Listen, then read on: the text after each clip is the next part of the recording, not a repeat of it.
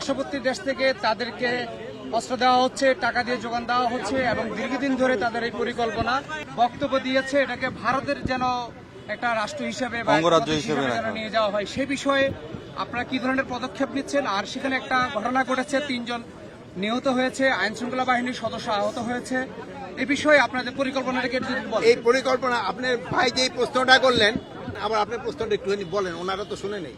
বলে যে ভারতের ইন্ধনে বা ফ্যাসিস্টদের ইন্ধনে এই ঘটনাটা ঘটাচ্ছে।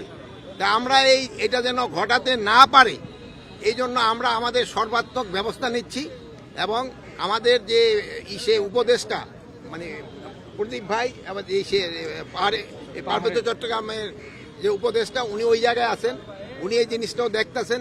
উনি আইন শৃঙ্খলা বাহিনী এবং লোকাল লিডারদের সাথে কথা বলছেন। এখন পরিস্থিতি মোটামুটি সন্তোষজনক অবস্থায় আছে। তো আপনারা জানেন কিছু সন্ত্রাসী পাহাড়ের উপরে থেকে তারা ফায়ার করছে এবং এই হাতিয়ারগুলি অনেক সময় বাইরে থেকে আসছে, যেটা আপনি ভাই বললেন। আমি অবশ্য দেশের নাম বলতে চাই না, আমার সাংবাদিক ভাই দেশের নামটা বলে দিচ্ছে। তা আপনারা এটা যেন প্রতিহত করতে হলে আপনাদের সবাই আমাদের সাহায্য এবং সহযোগিতা দরকার হবে।